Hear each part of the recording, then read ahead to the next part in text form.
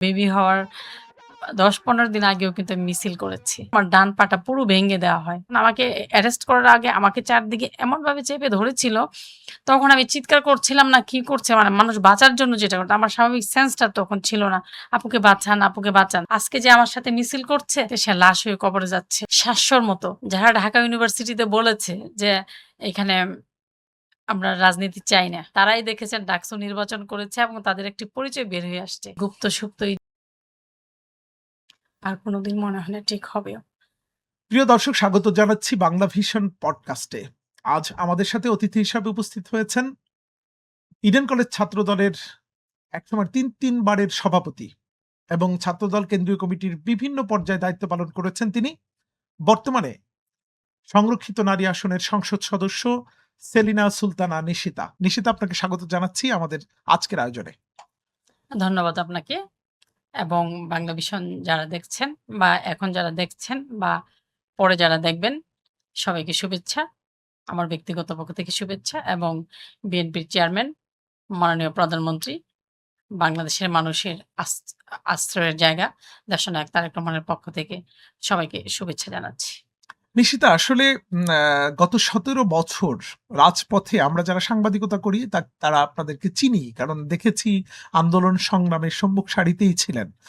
বিশেষ করে দলীয় যত কর্মসূচি, পুলিশি বাধা ডিঙিয়ে আপনারা রাজপথে ছিলেন। বর্তমানে আপনি সংসদ সদস্য হয়েছেন। আমি আসলে জানতে চাই যে এই যে ছাত্র রাজনীতির থেকে জাতীয় সংসদ যাত্রাটা কতটুকু মসৃণ ছিল আপনার জন্য? এক কথায় উত্তর হচ্ছে মসৃণ ছিল না। এটি হচ্ছে শেখ হাসিনার সরকার, বিএনপি সরকার যখন ছিলেন ২০০০ বিশেষ করে ২০০৪ এর ২১শে অগাস্ট থেকেই দেশের বিরুদ্ধে, দেশের মানুষের বিরুদ্ধে, বিএনপি সরকারের বিরুদ্ধে, আমাদের বর্তমান মাননীয় প্রধানমন্ত্রীর বিরুদ্ধে অপপ্রচার শুরু হয়েছিল এবং আমরা যখন ওই সময়টা কেমন ছিল, সকালবেলা ক্যাম্পাসে মিছিল করতাম মেয়েদেরকে নিয়ে। ইডেন মহিলা বিশ্ববিদ্যালয় কলেজ এদেশের নারী শিক্ষার একটি অন্যতম তীর্থ। তো সকালে আমি ইডেন বিশ্ববিদ্যালয়ে আমরা ওখানে একটা মিছিল করতাম, প্রোগ্রাম করতাম। তারপরে মধুর ক্যান্টিনে আসতাম, একটা মিছিল থাকতো। দেন আবার রাতে দেখা গেছে পল্টন পার্টি অফিসে আসতাম। তো আমার মনে হয়েছে যে ওই সময় থেকে দেশের বিরুদ্ধে এবং আমাদের দলের বিরুদ্ধে যে শেখ হাসিনার যে দেশবিরোধী যে আন্দোলন সংগ্রাম ছিল, তখন থেকে আমরা সোচ্চার ছিলাম। ২০০৬ সালে যখন শেখ হাসিনা সরকার মানে বিএনপি সরকার লাস্ট সময়টা, ঈদ ছিল আমার মনে আছে, কোরবানির ঈদ ছিল। আমার কাজিনরা হজে গিয়েছিলেন, তারা এসছিলেন। তো আমি ঈদের দিন সকালবেলা আমাদের এন লিডাররা বলে দিয়েছিলেন, ঢাকা মহানগর দক্ষিণের নেতৃবৃন্দ যারা ছিলেন বা সেন্ট্রালে যারা ছিলেন, তারা বলেছিলেন যে আমরা যাতে সবাই হলে অবস্থান করি। তো হলে তখন মনে করেন আমি ছিলাম। আমার ওই যে বর্তমানে সংসদ সদস্য হয়েছে অ্যাম শওকত আরা, উর্মি ছিল, রুবিনা আপু ছিল, জেনি আপু ছিল বা আমাদের যে ব্যবস্থাটা ছিল এটা হচ্ছে মনে করেন আমাদেরকে বলে দেওয়া হয়েছিল যে আমরা আসলে কারা হলে আছি, কারা হলে নেই। এটা রাতে একটা সিগনেচার শিট ছিল। আমরা সিগনেচার করতাম। এটা কিন্তু লাস্ট সময় থেকে শুরু হয়েছে। তো এটা করার পরে অন 11 এর আগে আরকি। 1-11 এর হুম। আগে যখন দেশের বিরুদ্ধে মানে আসলে ষড়যন্ত্রগুলি শুরু হয়েছিল। তো ঈদের দিন যেটা আমি এখান থেকে যে ৬ থেকে শুরু করি। ঈদের দিন আমি সকালবেলা আমার আম্মাকে বললাম যে, "আম্মা আমি চলে যাবো।" গাড়ি ছিল। তারা কথা ঈদের দিন আবার কিভাবে চলে যায় বা এটা তো আসলে কোনো ফ্যামিলি অ্যালাও করবে না। আর আমি যেহেতু আমার ৫ ভাইয়ের একমাত্র বোন, আমি যেহেতু একটা মাত্র মেয়ে ঈদের দিন তো আমি কারো কথা না শুনে আমি ঢাকার পথে রওনা দিয়ে দেই। আমি মানে এটা গ্রামের বাড়ি থেকে? হ্যাঁ, গ্রামের বাড়ি কোথায়? নরসিংদী থেকে। নরসিংদী থেকে, তো আচ্ছা। আমার খুব কাছের ছোট বোন ২-৩ টা ছোট বোন, ১-২ জন বড় বোন তারা আসেন। আমরা ৪-৫ জন। আর হচ্ছে ওই আমার ৩ জন জয়েন্ট কনভেনর এদিন আসে। এই ঈদের দিন। একজন ছিল হচ্ছে রুবিনা, উনিও ছিল মানে আমার কমিটির জয়েন্ট কনভেনর ছিলেন। জেনি আপু ছিলেন, রুবিনা আপু ছিলেন, আর শওকত আরা আক্তার, উর্মি। এই ৩ জন আর আমি। তখন আমাদের ডিসিশন হয়েছে যে আমরা আসলে একটা হলে থাকি। কারণ পুরো হল অন্ধকারাচ্ছন্ন। বিদ্যুৎ ছিল? সমস্ত কিছু বন্ধ। হ্যাঁ, বিদ্যুৎ ছিল। বন্ধ কিন্তু করে রাখা আছে। কিন্তু কথা হচ্ছে তখন তো হল সরকারিভাবে মানে হল, কলেজ সবকিছু বন্ধ। আমরা কেন থাকছি? এটা একটা ব্যাপার। তো আমাদের ডিসিশন হলো যে না, আমরা একটা হলে থাকলে যদি অন্য হলে কোনো সমস্যা হয়, মানে আমরা প্রতিপক্ষকে মনে করেছিলাম আরকি যে হয়তোবা ক্যাম্পাসে ঢুকতে পারে, সমস্যা করতে পারে। যেহেতু এই সময় যে ছুটির সময়টা ছিল। তো রাতের বেলা দেখা যায় আমরা ছিলাম এক হলে, আমি ৪-৫ জন মানুষ নিয়ে, আর ওরা ছিল আরেকটা হলে। আমাদের কথা হচ্ছিল যে, "এই তুমি ঠিক আছো কিনা? নিশিতা তুমি ঠিক আছো কিনা?" আমি জিজ্ঞেস করলাম যে অ্যা তাদেরকে জিজ্ঞেস করলাম যে, "তোমরা ঠিক আছো কিনা?" যে, "ওকে ঠিক আছে।" তো এই ঈদের দিনটা কিন্তু আমরা হলে কাটিয়েছি। কেন, তার কেন কাটিয়েছিলেন এই সময়? না, কেন কাটিয়েছিলাম? কারণ দেশের বিরুদ্ধে, দলের বিরুদ্ধে, সরকারের বিরুদ্ধে তখনও কিন্তু আমরা কিন্তু ক্ষমতা হস্তান্তর করিনি। কিন্তু ষড়যন্ত্র হচ্ছিল। কারণ এটা একটা শিক্ষা প্রতিষ্ঠান। মানে সতর্ক পাহারায় থাকা হ্যাঁ, আরকি সতর্ক যেটা। পাহারায় থাকা আরকি। তো সেই হিসেবে আমরা ছিলাম। ২৮শে অক্টোবর পল্টন দেশনেত্রী বেগম খালেদা জিয়া এসছিল। আপনাদের চ্যানেলটা তখন কিন্তু মাত্র হয়েছিল। মানে তখন মাত্র শুরু। হুম, হুম। আমার মনে আছে। ওই যে ২৮ অক্টোবর জি, লগি জি। বৈঠার হ্যাঁ, যেই লগি বইটার মিছিলটা, যে তাণ্ডব তাণ্ডব। ছিল তখন আমরা প্রোগ্রাম থেকে বের হওয়ার পরে পুলিশের একটি মানে মারমুখোভাব, খুবই খারাপ অবস্থা। সবাই দৌড়াদৌড়ি করছে, ছুটোছুটি করছে। তো আমি যখন খুবই খারাপ অবস্থা, তো আপনাদের বাংলা ভিশনের রিপোর্টার আমাদের নরসিংদীর মানে আমাদেরই ভাই জাহাঙ্গীর আকন্দ ছিল। তখন আমাকে বলছিল যে, "আপু আপনি আমার গাড়িতে চলে আসেন।" তখন আমি বললাম যে, "আমার সাথে তো আমার অনেক সিনিয়র, জুনিয়র, ছোট বোন, বড় বোনরা আছে। তো আমি একা ২ জন যদি মানে আমি গাড়িতে যাই অন্যদেরকে কি করব?" তো কোনরকম খুবই খারাপ অবস্থা ছিল। আমরা কিন্তু হলে চলে যাই। তো হলে যাওয়ার পরে তারপরে তো শুরুই হলো।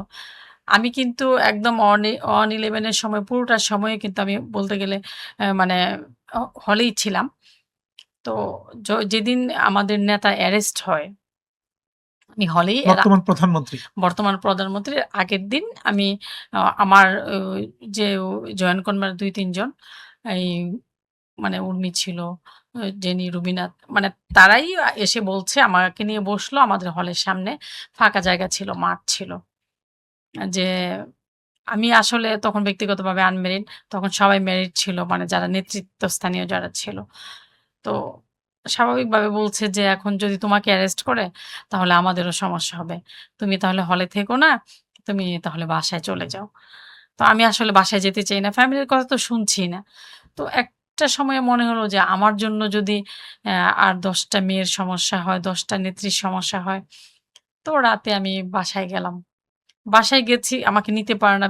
ফ্যামিলিতে তো একটু খুশি, খুশি ভাব যে বাসায় মনে হয় চলে আসছে। হুম, হুম, হুম। কিন্তু আমি তো দেখা যায় একটা সিদ্ধান্তের জন্য হয়তোবা গিয়েছি। গেলাম। যাওয়ার পরে তারপর সকালবেলা ক্যাম্পাসে আসলাম। সকালবেলা তারপরে যে জিনিসটা হয়েছে আপনি জানেন আমার বাড়ি নরসিংদী। মান্নান ভূঁইয়া কিন্তু তখন বিএনপির সেকেন্ড ম্যান ছিলেন। স্বাভাবিকভাবেই তাদের সাথে আমার একটা ভালো স্নেহ রিলেশন ছিলেন। তো সেই হিসাবে আমার নাম্বারটা চেঞ্জ করতে হয়েছিল। কারণ ওই দিক থেকে আমাকে যে ওই যে আমাদের মনির ভাই ছিলেন ঢাকা ইউনিভার্সিটির প্রেসিডেন্ট। আ এটা হচ্ছে তিনাদের সাথে যোগাযোগ করেছিলেন। সেই হিসেবে আমাকে বলা হয়েছিল যাতে আমি ওখানে জয়েন করি আরকি। তো আমি তো যাব না। আমি জিয়া পরিবারের রাজনীতি করি। আমি জিয়া পরিবারে আচ্ছা, ওই যে অন 11 এ যে বিভক্ত করার যে একটা পলিটিক্স ছিল, তখন জি, আপনাকে কি ওই মানে বিভক্ত যে জি, হওয়ার জি। সেখানে অফার করা হয়েছিল? জি, জি, জি। সেটা মানে আমাকে ওখানে তো আমি তো যাব না।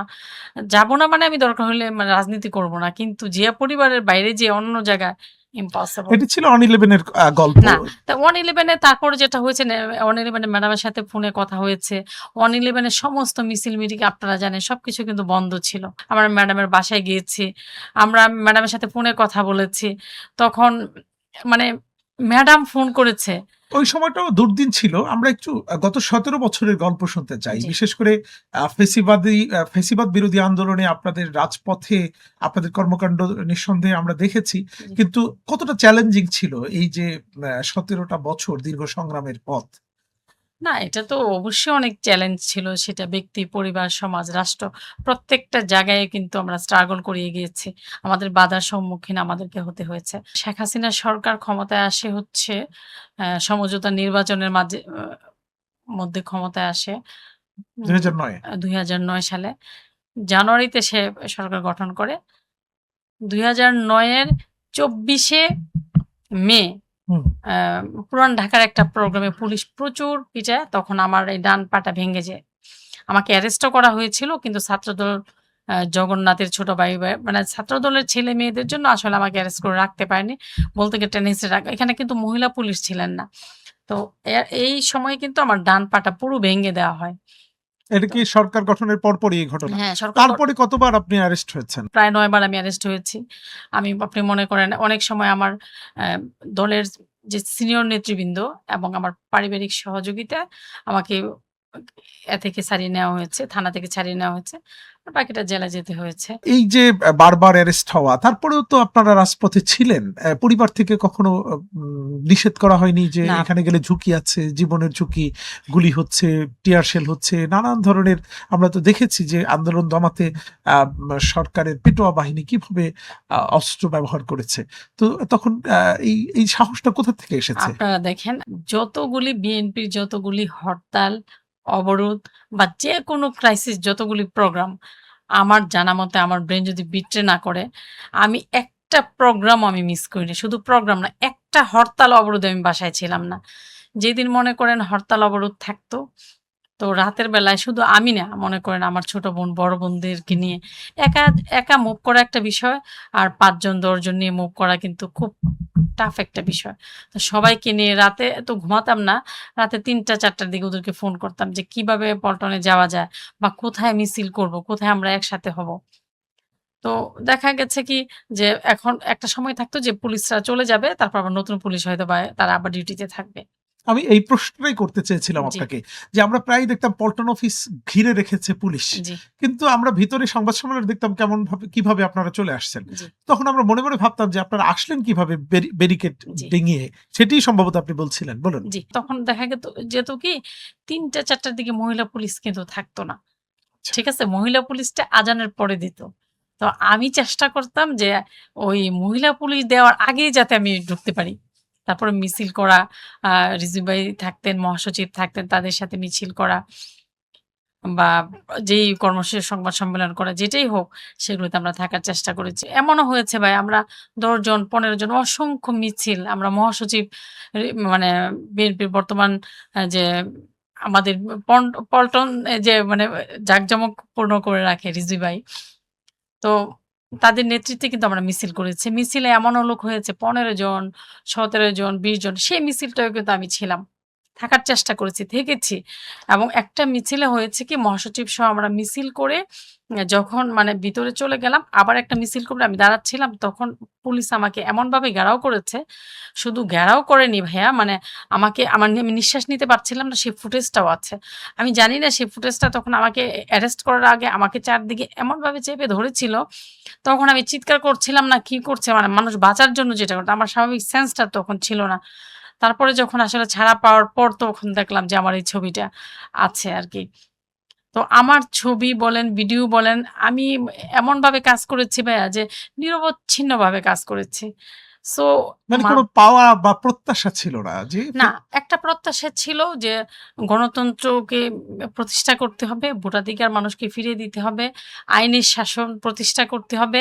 বাংলাদেশের সবচেয়ে জনপ্রিয় নেত্রী, সেই নেত্রী অন্তরীণ থাকবে, সেই নেত্রীকে গ্রেফতার করবে। বাংলাদেশের সবচেয়ে জনপ্রিয় নেতা, স্বাধীনতার ঘোষকের সন্তান তারেক রহমান দেশের থাকবেন না, দেশের বাইরে থাকবেন। যাদের সাথে এই দেশের মাটি মানুষের সম্পৃক্ততা এই দেশের মাটি এবং মানুষকে জিয়া পরিবার কিন্তু ধারণ করে। সেটা আপনি ৭১ বলেন, সেটা আপনি ৯০ বলেন, সেটা আপনি ২৪ বলেন। প্রত্যেকটা ক্রাইসিস সময়ে জিয়া পরিবার কিন্তু দূত হয়ে দাঁড়িয়েছে। এই যে বলছিলেন যে বেগম খালেদা জিয়া কারান্তরীণ আর তার ছেলে তারেক রহমান বিএনপির অ্যাক্টিং চেয়ারম্যান তখন ছিলেন। তিনি দেশের বাইরে। তো আপনারা কিভাবে চিন্তা করলেন যে এই দলটা একদিন দাঁড়াবে, একদিন ক্ষমতায় আসবে? নাকি আপনারা আপনাদের দায়িত্ব পালন করেছেন? মানে বিষয়টা আপনাদের এইমটা কি ছিল? না ভাইয়া মানে যেহেতু আমরা রাজনীতি করি একটা স্বপ্ন তো থাকেই। কিন্তু সেই স্বপ্ন কিন্তু আ ২০০৭ সালে যে 111 এর সরকারের পর আমরা কিন্তু তখন স্বপ্ন দেখিনি। তখন আমাদের স্বপ্ন ছিল মানুষের অধিকার ফিরিয়ে দেয়া, মানুষের ভোটাধিকার ফিরিয়ে দেয়া, বাংলাদেশের গণতন্ত্র প্রতিষ্ঠা করা। তখন আমাদের এগুলি স্বপ্ন ছিল। আমরা সংসদে যাব, আমরা এমপি হব, আমরা মন্ত্রী হব। এই স্বপ্নগুলি আমাদের ছিল না। কারণ আপনারা দেখেছেন আমার ভাই গুম হয়েছে, খুন হয়েছে। আজকে যে আমার সাথে মিছিল করছে, কালকে দেখা যায় সে লাশ হয়ে কবরে যাচ্ছে।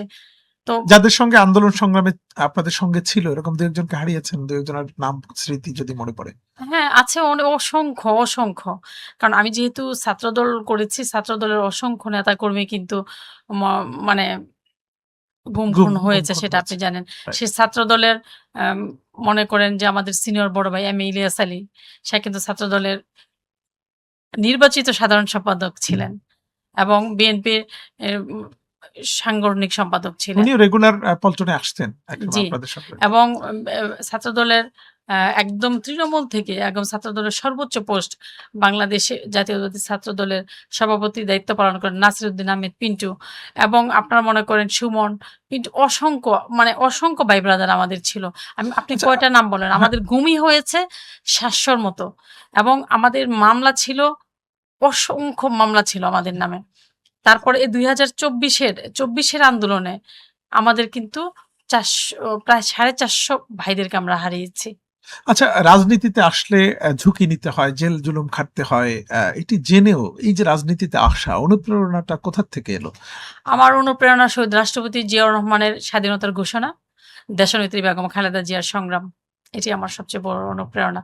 আর বর্তমানে আমাদের দূরদর্শী নেতৃত্ব, বিএনপির চেয়ারম্যান জনাব তারেক রহমান। এই ৩ জনই আমার অনুপ্রেরণার কেন্দ্রবিন্দুতে আছেন। আচ্ছা, আপনি অনেক সময় দেখি যে ইডেন কলেজের সভাপতি ছিলেন, এটি বলতেই আপনি স্বাচ্ছন্দ্য বোধ করেন। একদম। কিন্তু এছাড়াও বড়, বড় পদে ছাত্রদলে দায়িত্ব পালন জি, করেছেন। কারণ কি? ইডেন কলেজ নিঃসন্দেহে ঐতিহ্যবাহী একটি কলেজ। জি। কিন্তু ওটিকে বেশি ধারণ করছেন। এটির কারণটা কি? ইডেন বিশ্ববিদ্যালয় কলেজ নারী শিক্ষার একটি অন্যতম তীর্থ। আপনি জানেন এখানে প্রায় ৪৫,০০০ স্টুডেন্ট পড়াশোনা করছে। স্বাধিকার থেকে স্বাধীনতা পর্যন্ত, এবং বাংলাদেশ বিরোধী যত কিছুতে ইডেন বিশ্ববিদ্যালয় কলেজের ভূমিকা কিন্তু ইতিহাস স্বীকৃত ছিল। আমরা সম্মুখ সারিতে ছিলাম। তো ইডেনে আমি একজন স্টুডেন্ট। সেই হিসাবে দীর্ঘদিন আমি ইডেনের ছাত্রীদের সাথে আমি ঐক্যবদ্ধভাবে কাজ করেছি। তো এই জিনিসটাকে আসলে আমি ধারণ করি আরকি। আমার যত পোস্ট বলেন কেন, কিন্তু আমি ইডেনের পরিচয়টা দিতে আমি স্বাচ্ছন্দ্য বোধ করি। ইডেনের প্রসঙ্গ যেহেতু এসেছে একটু জি, জানতে চাই। সাম্প্রতিক সময়ে ইডেনের জি, অনেকগুলো ঘটনা আলোচিত। জি, বিশেষ করে রাতে আমরা ২-১ দিন আগে যেটি ঘটেছে, সাধারণ শিক্ষার্থীরা বেরিয়ে এসে তারা মিছিল দিচ্ছে যে তারা ছাত্র রাজনীতি ক্যাম্পাসে দেখতে চায় না। নিষিদ্ধ করার একটা দাবি জানিয়েছে। এটিকে কিভাবে দেখছেন? একটি গণতান্ত্রিক রাষ্ট্রে এখানে মত প্রকাশের স্বাধীনতা সবার আছে। আপনি বলতে পারবেন, আমরা দীর্ঘ সময়টা লড়াই করেছি। যা আপনি বলতে পারবেন, আজকে সরকার সবাই সমালোচনা করছে, ফেসিবাদ নেই। এই তারেক রহমানের সরকারকে দেখেন ৩ মাস বলতে গেলে মাত্র শেষ হয়েছে। এখনো আমরা কিন্তু ৬ মাস, ১ বছর, ২ বছর হয়নি। তারপরও যেরকমভাবে মানুষ সমালোচনা করছে, হ্যাঁ? আপনারা পজিটিভ সমালোচনা করুন, দেশের পক্ষে কথা বলুন, স্বাধীনতার পক্ষে কথা বলুন। আর এই যে কথা বলছে সে রাজনীতি থাকবে না। আপনি দরকার হলে আপনি রাজনীতি করবেন না। সেটা ঠিক আছে। কিন্তু আরেকজন যে রাজনীতি করতে চায়, সে অধিকার তো আপনাকে ক্ষুণ্ণ করার দায়িত্ব আপনাকে কেউ দেয়নি। কারণ বাংলাদেশ একটি গণতান্ত্রিক রাষ্ট্র। আর বাংলাদেশের ইতিহাস কিন্তু স যত বাংলাদেশের বিরুদ্ধে যতই ষড়যন্ত্র হোক না কেন, প্রত্যেকটি সময় এই বাংলাদেশ এবং বাংলাদেশের মানুষ কিন্তু সমুচিত জবাব দিয়ে তাদের অধিকার কিন্তু ঠিকই আদায় করে কিন্তু নিয়েছে। এই যে কিছু শিক্ষার্থী রাজনীতি করতে না চাওয়া বা নিষিদ্ধ করার দাবি, এই জায়গাটায় কি রাজনৈতিক দল বা এই লেজুর ভিত্তিক ছাত্র সংগঠনের কোনো দায় আছে কিনা? কারণ যারা যখন ক্ষমতায় আসে তখন তাদের প্রতি সাধারণ শিক্ষার্থীদের একটু বিরক্তি আসে। এর কারণটা কি? ৫ তারিখের পরে যখন ছাত্র রাজনীতির কথা হলো, যারা ঢাকা ইউনিভার্সিটিতে বলেছে যে, এখানে আমরা রাজনীতি চাই না, পড়াশোনা চাই। তারাই দেখেছেন ডাকসু নির্বাচন করেছে এবং তাদের একটি পরিচয় বের হয়ে আসছে। সেটা আপনারা দেখেন। তো এই যে ছাত্র রাজনীতি চাই না, এই কথার বাইরে এই যে আমি গুপ্ত-সুপ্ত এই যে জিনিসগুলো আমরা ইউজ করতে চাই না। আমরা ঘৃণা, বিদ্বেষ চাই না, বিভাজন চাই না। আমরা ঐক্যের বাংলাদেশ চাই। আজকের বাংলাদেশটাকে যদি আমরা একটা স্ট্রং একটা জায়গায় দেখতে চাই, এখানে সরকারি দল, বিরোধী দল এবং বাংলাদেশের মানুষ সকলে মিলে ঐক্যবদ্ধভাবে কাজ করতে হবে। নতুবা এই বাংলাদেশের প্রত্যেকটা সেক্টরকে কিন্তু শেখ হাসিনা সরকার নষ্ট করে দিয়েছে। সেটা আপনি অর্থনৈতিক ব্যবস্থা বলেন, শিক্ষা ব্যবস্থা বলেন, স্বাস্থ্য ব্যবস্থা বলেন, প্রত্যেকটা সেক্টর কিন্তু একদম ধ্বংস করে দেওয়া হচ্ছে। এখন এগুলো যদি আমরা পুনঃমেরামত করতে চাই, আমরা সকলে ঐক্যবদ্ধভাবে কাজ করতে হবে। একা সরকারের পক্ষেও সম্ভব হবে না, একা মানুষের পক্ষেও সম্ভব হবে না, একা বিরোধী দলের পক্ষেও সম্ভব হবে না। সকলকে মিলে এই চ্যালেঞ্জটা নিতে হবে। ভবিষ্যতে কি পরিকল্পনা কি? এখন তো সংরক্ষিত নারী আসনের সংসদ সদস্য। ভবিষ্যতে সরাসরি নির্বাচন করার কোনো পরিকল্পনা আছে কিনা? রাজনৈতিক একজন কর্মী আমি। আমার তো সেই স্বপ্নটা আছে। অ পৃথিবীর যা কিছু কল্যাণকর অর্ধেক তার তার করিয়াছে। করিয়াছে নারী, অর্ধেক তাহার নর। তো বাংলাদেশের 52% প্রায় নারী। তাদেরকে একটা দিকে রেখে বাংলাদেশের উন্নয়ন বলেন, অগ্রগতি বলেন বা যা কিছু বলেন সেটা করা পসিবল না। এবং সেটা শুরু করেছিলেন শহীদ রাষ্ট্রপতি জিয়াউর রহমান। নারীদেরকে কাজ করার সুযোগ করে দিয়েছিলেন। তারপরে দেশনেত্রী বেগম খালেদা জিয়া নারী শিক্ষা সহ নারীদের প্রত্যেকটি বিষয়ে যিনি সংসদসহ রাজপথে উচ্চ কণ্ঠ বাংলাদেশের নারীদেরকে এগিয়ে দিয়েছেন দেশনেত্রী বেগম খালেদা জিয়া। আর আজকের আমাদের প্রধানমন্ত্রী, মাননীয় প্রধানমন্ত্রী জনাব তারেক রহমানের নেতৃত্বে আজকে দেখেন ফ্যামিলি কার্ড সহ নারীদেরকে এগিয়ে দেওয়া হচ্ছে। সংসদ সদস্য হওয়ার পরে এখন কি ভূমিকা রাখবেন? নারীদের পক্ষে না শিশুদের পক্ষে? আপনি মানে কাদের পক্ষে হয়ে ভোকালিস্ট হতে চান জাতীয় না, সংসদে? আমি আসলে দেশের পক্ষে কাজ করতে চাই, দেশের মানুষের পক্ষে কাজ করতে চাই। আর পিছিয়ে পড়া জনগোষ্ঠী মানেই হচ্ছে নারী, শিশু। আর আমি যেহেতু নারী, আমি দীর্ঘদিন যেহেতু ইডেন মহিলা বিশ্ববিদ্যালয় কলেজ নারীদেরকে আমি দীর্ঘদিন নেতৃত্ব দিয়েছি। আমি নারীদের বাধাটা আমি অনেকটা বুঝি। আর আমি নিজেও একজন নারী।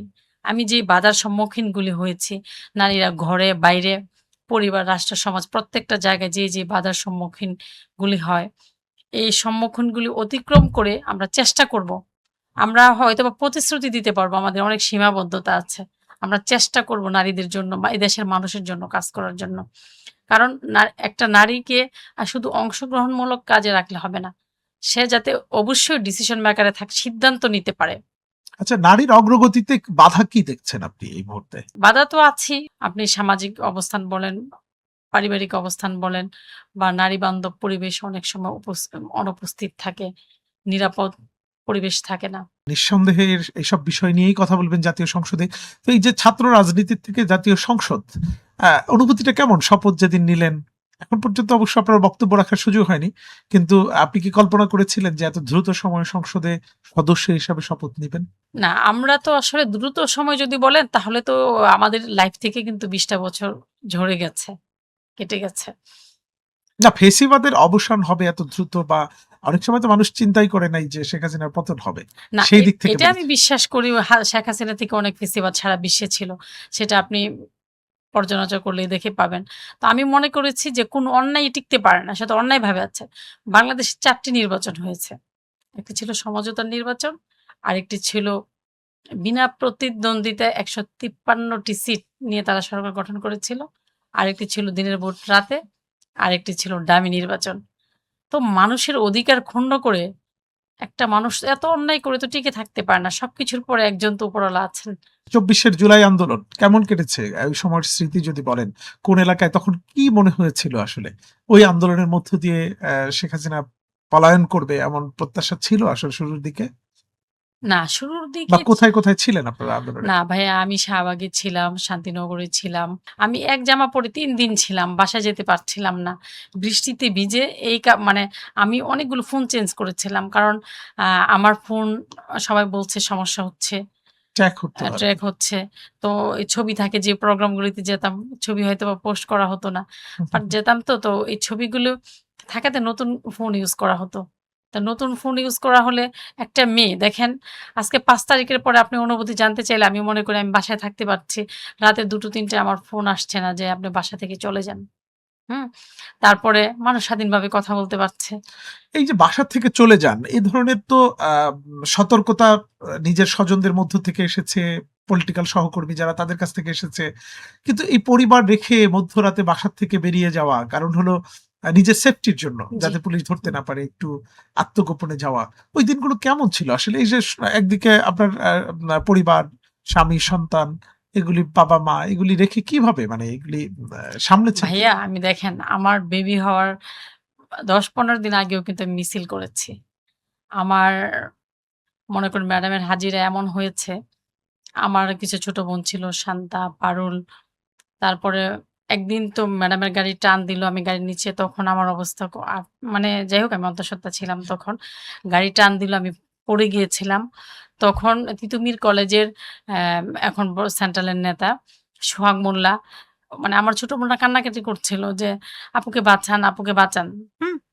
তো ওরাই এসে আমাকে বাঁচিয়েছিল। হয়তোবা এদিন আমি সহ আবার ব্যাক করতে আমার বাচ্চা সহ ব্যাক করতে পারতাম কিনা সেটা একমাত্র আল্লাহই জানেন। আমার বাঁচার কথা ছিল না।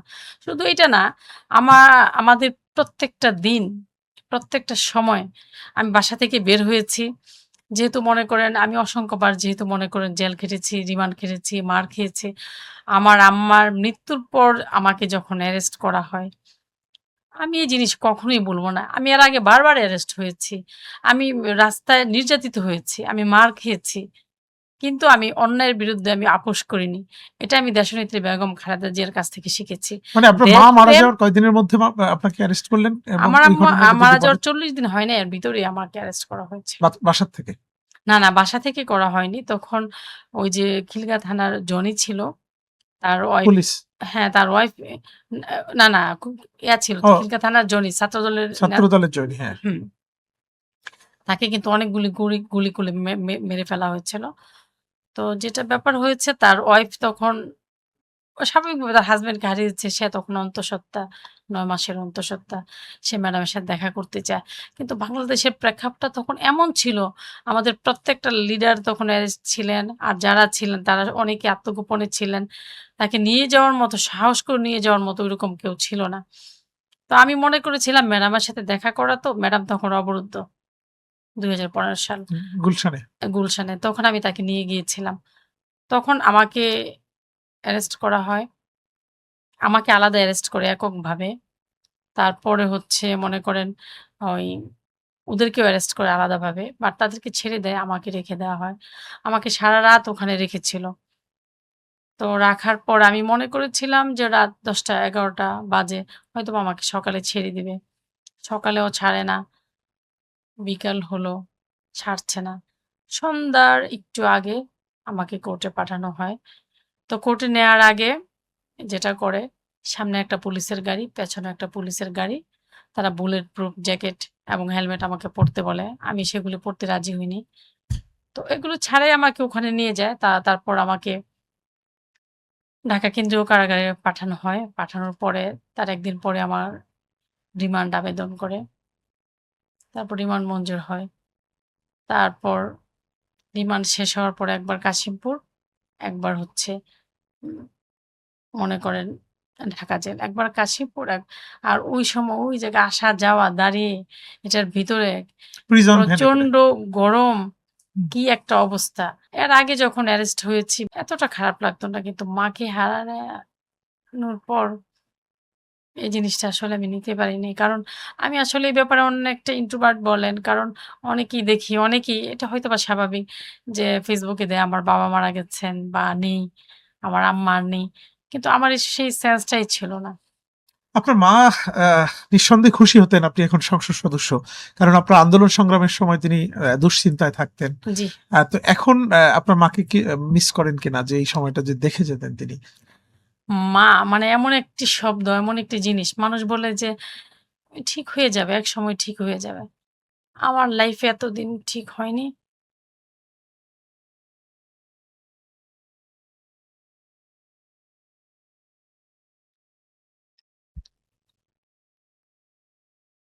আর কোনদিন মনে হয় না ঠিক হবেও। কারণ আপনারা দেখেছেন আমার আম্মা মারা যাওয়ার পরে আমি কিন্তু প্রায় ১ বছর আমি সোশ্যাল মিডিয়ায়ও ছিলাম না। মা মারা যাওয়ার পরে। জি।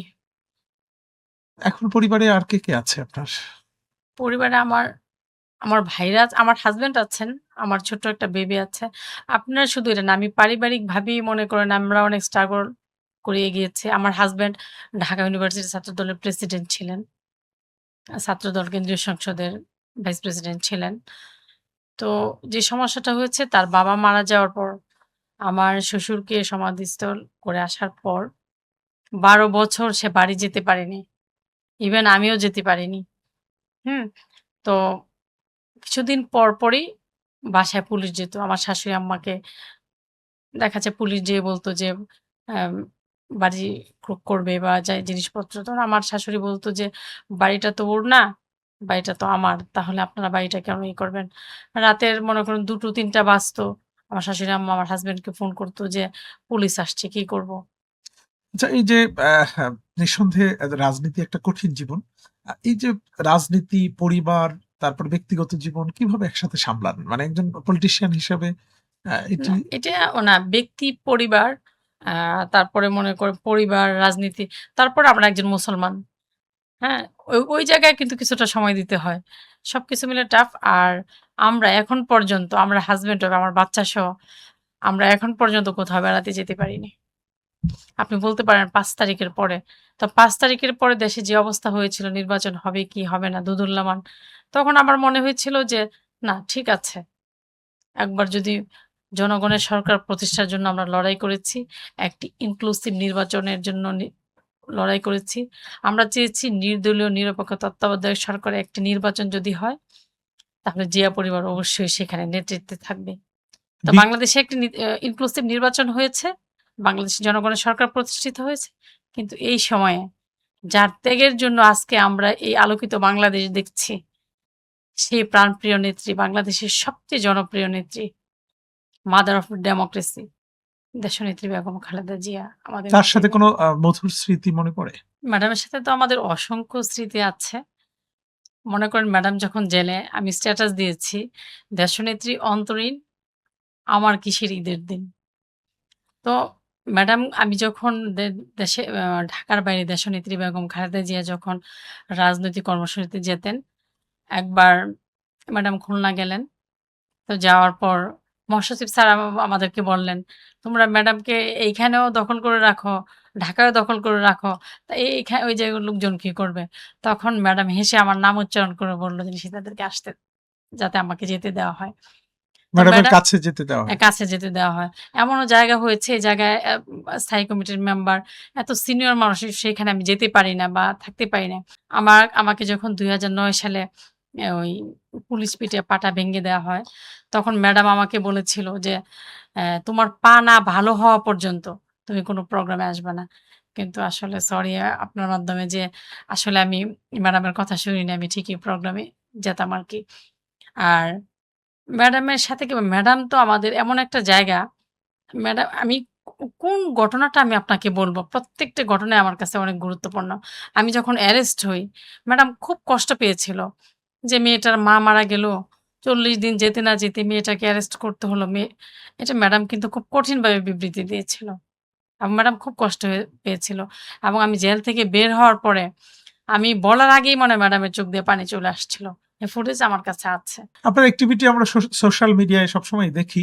কিন্তু সোশ্যাল মিডিয়া কি রাজনীতিটাকে সহজ করেছে নাকি একটু কঠিন করেছে? না দুটোই। এটা মনে করেন আমি ভালো কাজ করছি এটা যেমন আ তাড়াতাড়ি মানুষের কাছে পৌঁছায়।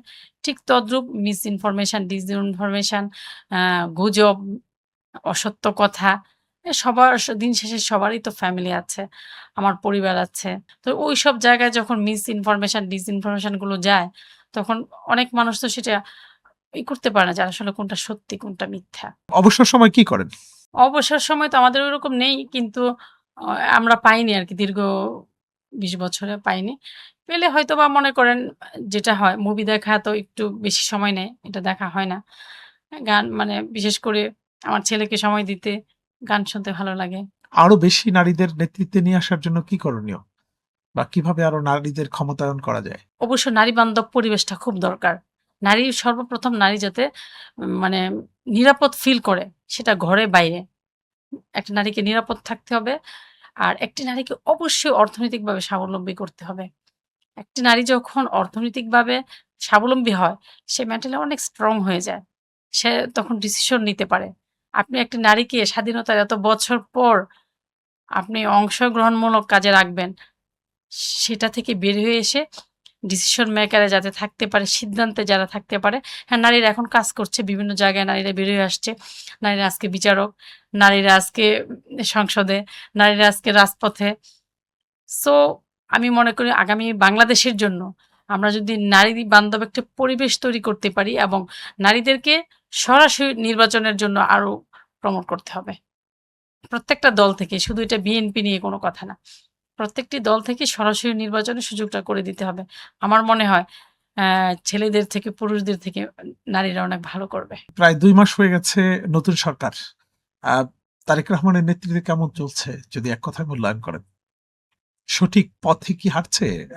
নানান প্রতিবন্ধকতা রয়েছে, অর্থনৈতিক মন্দাভাব রয়েছে, বৈশ্বিক যে মধ্যপ্রাচ্যের যুদ্ধাবস্থা, সব মিলিয়ে এইসব চ্যালেঞ্জ মোকাবেলায় সরকার কতটুকু মানে উত্তরণ ঘটাতে পারবে মোকাবেলা আপনাকে করে? আমি এক কথায় বলি যে দেখেন, আমার হাতের ভোট দেওয়ার কালি কিন্তু এখনো শেষ হয়নি। এখনো কিন্তু দাগটা আছে। আমারও কিন্তু আছে। আমরা যে প্রতিশ্রুতি দিয়েছি সেটা আপনি দেখেন, আ আ নির্বাচনের দিন থেকে কিন্তু তারেক রহমান কাজ শুরু করে দিয়েছেন।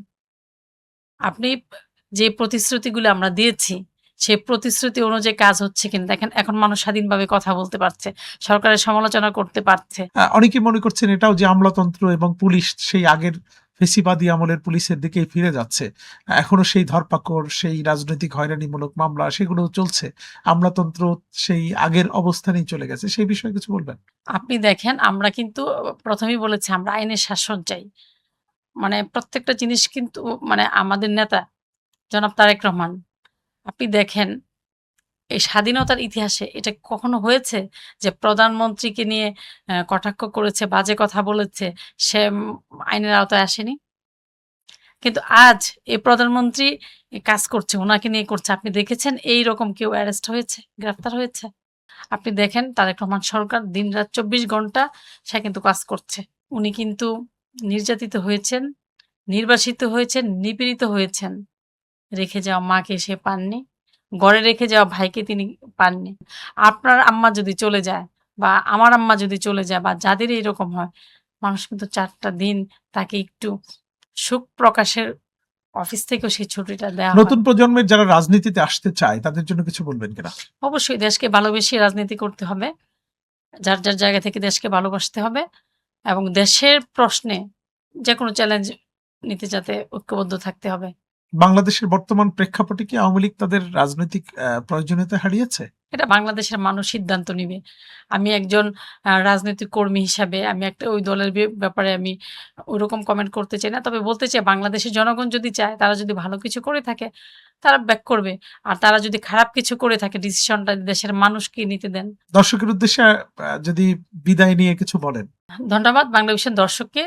আমরা যখন ফেসিবাদী আন্দোলনে ছিলাম, তখন আপনারা দেখেছেন বাংলাদেশের যে অবস্থা ছিল, আমরা বাংলাভিশনের দিকে তাকিয়েই থাকতাম যে বিএনপি নিউজটা হয়তোবা বাংলাদেশ জাতীয়তাবাদী পক্ষের শক্তি যারা, এই দেশের পক্ষে যারা কথা বলে, স্বাধীনতার পক্ষে যারা কথা বলে, তারা নিশ্চয়ই এই খবরটা আমরা কোথায় কোন চ্যানেলে পাবো?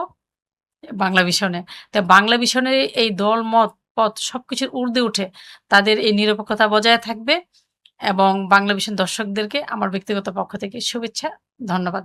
অনেক ধন্যবাদ এবং কৃতজ্ঞতা আমাদের স্টুডিওতে আসার জন্য। দর্শক, এই ছিল আজকের মতো। আবারও দেখা হবে নতুন কোনো অতিথির সঙ্গে। ততক্ষণ পর্যন্ত ভালো থাকুন। সবার জন্য শুভকামনা।